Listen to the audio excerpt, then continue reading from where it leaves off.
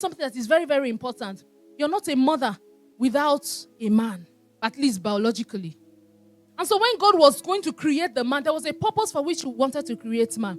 And the very essence of man's creation is that God wanted to extend his kingdom, his rulership. But in order for that man to be able to achieve that mandate, God needed to make the woman, because he said, this one that I have made, it's not good for him to be alone. The mandate that I have given him to steward the kingdom on earth, just as it is in heaven, there is a dimension of me that I will not put in him. I want to put in another person, in the other one that I have made, because he created the woman. And so God was going to make the woman, and I thought he was going to make the woman from the ground the same way he made the man. But he said, no, there is a type of man that I want to create. This one has to have my capacity. This one has to have my dimension. The dimension of nurture. The dimension that bets. The dimension that has compassion. Because the mandate is to reflect me. The mandate of God for creation is that man will reflect God. Adam would not carry the entire reflection of God. And so God made the woman and took a rib from Adam. And I began to ask the Lord, why did you take a rib? And follow me, please. Why did you take a rib, a bone from the rib? Why didn't you take a bone from the head?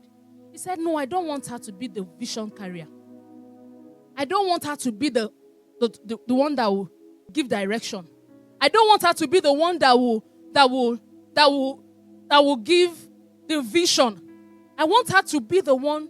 If you know what the rib does, the rib is a very flexible bone. It provides support, right? And it protects the vital organ of the body. And so God said, no, I want one that even though she looks frail, I want one, even though you can look down on her, that this one is strong. But let me tell you, her function is to protect the vital organ of the body. As important as the brain is, as important as the head is, when the vital organs of the body packs up, everything shuts down. And so God needed to create a woman that has his own dimension, that has his capacity, the capacity of strength, the capacity of not being broken under so much pressure, the capacity of resilience and tenacity. That's why a woman can argue with you. A woman can argue with you. If she decides to, if you win the argument, it's not because you won. It's because, no problem. Or you will come back to it. That's the capacity of an intercessor. The capacity of tenacity that God has given a woman. Hallelujah.